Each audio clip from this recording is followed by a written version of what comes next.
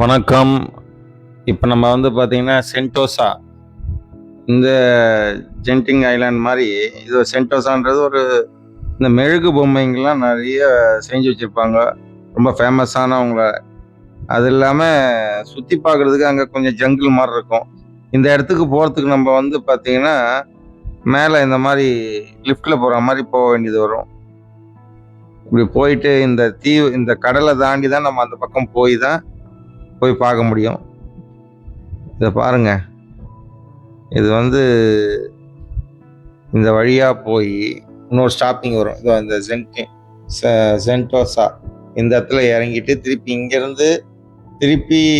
நம்ம இன்னொரு ஸ்டாப்பிங் போற வரைக்கும் இறங்கக்கூடாது. அப்படியே கண்டினியூவா போய் அடுத்த ஸ்டாப்பிங்ல தான் இறங்கணும். இப்போ இங்கிருந்து இதை திருப்பி இங்கிருந்து ஸ்ட்ரெயிட்டா நம்ம அந்த சென்டோசா அந்த மெழுகு சிலைங்களை பார்க்கறதுக்காக நம்ம அங்கே போனோம். இங்கேருந்து கிளம்பி ஒரு பேட்சுக்கு 4 பேர் 6 பேர்னு சொல்லிட்டு ஒரு வண்டியில் ஏற்றுறாங்க. இங்கேருந்து எடுத்துகிட்டு போயிட்டு நம்மளுக்கு அது லாஸ்ட் இருக்குது, அங்கே எடுத்துகிட்டு போயிட்டு நம்மளை விட்டுட்டு கீழே பாருங்களேன் எவ்வளோ ஹைட்டில் இருக்குது பாருங்கள். கடல் கீழே கப்பல் போயின்னு இருக்குது. நம்ம குறைஞ்சபட்சம் ரொம்ப உயரமான இடத்துல இருக்கிறோம். எவ்வளோ சூப்பராக இருக்குது பாருங்கள். ஆனால் நம்ம பார்க்குறது நம்ம எல்லாம் நல்லா சுற்றி பார்க்குறது நல்லா இருக்குது. ஆனால் இது போகிற இடம் எல்லாமே பார்த்தீங்கன்னு வச்சிங்களேன், ஒரு பார்க்கும்போது புதுசாக பார்க்கும்போது கொஞ்சம் நல்லா இருக்குது. ஆனால் அந்தளவுக்கு ஒர்த் இல்லை இப்போ பார்த்தீங்கன்னா. ஏன்னா இவ்வளோ செலவு பண்ணி இவ்வளோ கஷ்டப்பட்டு நம்ம அங்கே போனால் அங்கே என்னடானா சொல்கிற அளவுக்கு ஒன்றும் பெரிய இதுவாக இல்லை. சுற்றி பார்க்குறது ஃபஸ்ட் டைம் பார்க்கும்போது இன்ட்ரெஸ்டாக இருக்குது. நெக்ஸ்ட் டைம் இதுக்காகவா நம்ம இவ்வளவு தூரம் வந்தோம் அப்படின்ற மாதிரி இருக்கும். பாருங்க. ஆனா இது ஒரு பெரிய விஷயம் தான். இவ்வளவு மலைக்கடி தாண்டி போய் இந்த மாதிரி சென்டோசா அதை பாருங்க. இவர் இதுக்கு $4 $5 வாங்குறாரு. பாம்பை நம்ம உடம்பு மேல போட்டுட்டு ஒரு ஸ்டில் எடுத்துக்கிறதுக்கு குறைஞ்சபட்சம் ஒரு $300 கிட்ட. அது அதுக்கேற்ற மாதிரி திருப்பியும் அங்கேருந்து எக்ஸ்கலேட்டரில் ஏறி திருப்பியும் நம்ம அங்கேருந்து போயிட்டு இதுதான் மியூசியம் மாதிரி. இந்த மியூசியத்துக்குள்ளே தான் ஃபுல்லாக மெழுகு சிலைங்க ஃபுல்லாக வச்சுருக்காங்க.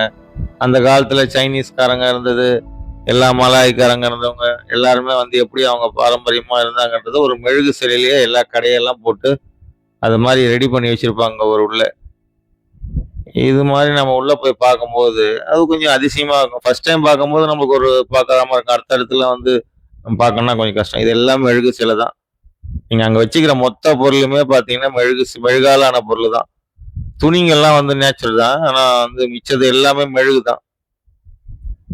பாருங்க உள்ள போக ஒரு இன்ட்ரெஸ்ட் ஆகும். இது பாருங்க ஹாலிவுட் ஆக்டர் மெழுகு சிலை.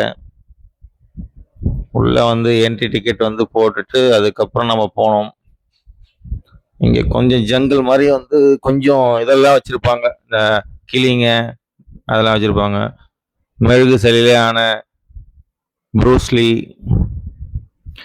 அடுத்தடுத்து ஒவ்வொரு சிலையா பார்த்துட்டே போலாம். Jackie Chan.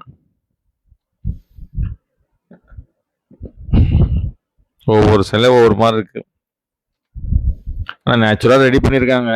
இது ஒரு டூரிசமுக்கு இவங்களுக்கு ஒரு வருமானம். பார்க்கறதுக்கு எல்லாம் நேச்சுரலாக இருக்கும் பாருங்க. இதெல்லாம் ஒரு ஷாப்பிங் பண்ணுற மாதிரி. இங்கே போனதுக்கு ஒரு நினைவாக பொருளுங்களை வாங்கிட்டு போகிறதுக்காக அங்கே ஒரு ஸ்டால் ஒன்று போட்டு வச்சுருக்காங்க. அங்கே போய் வாங்கிக்கலாம். ஆனால் ரொம்ப காஸ்ட்லிங்க அதெல்லாம். நம்ம ஏதோ ஒரு டைம் போகும்போது வாங்கிக்கிறோம். அடுத்த இடத்துல இதெல்லாம் வரவும் மாட்டாங்க, வாங்கவும் மாட்டாங்க. இங்கெல்லாம் சும்மா அது பேருக்காக இங்கே சிங்கப்பூருக்கு வந்தமேன்ட்டு வாங்கிட்டு போகலாம். நெக்ஸ்ட் டைம் வந்தோம்னா கண்டிப்பாக நம்ம இங்கெல்லாம் வரவே மாட்டோம். புதுசாக எதனா ஒன்று காட்டுங்கன்னு சொல்லுவோம். ஆனால் அவங்க நம்ம அங்கே இருக்க பேக்கேஜில் இருக்கவங்க நம்மளை கூட்டிட்டு போய் காட்டுறவங்க இதே மாதிரி உள்ள விஷயத்தை தான் நமக்கு திருப்பி காட்டுவாங்க. ஃபர்ஸ்ட் டைம் வரவங்களுக்கு எல்லாமே ரொம்ப பார்க்கறதுக்கு வியப்பாக தான் இருக்கும். அடுத்த இடத்துலாம் நீங்கள் திருப்பி இந்த இடத்துக்குலாம் வரவே மாட்டீங்க. ஏன்னா அந்த மாதிரி இடம். அது முடிஞ்சோடனே அங்கேருந்து வெளியே லைட் ஷோ. அது அப்புறம் அங்கேருந்து பீச்சு பார்க்கறதுக்கு சூப்பராக இருக்குது. எல்லாம் டூரிசம் தாங்க, மொத்தம் டூரிசமே. ஆனால் சொல்லப்போனால் மொத்த பேருமே ஒரே மாதிரி தான் வராங்க.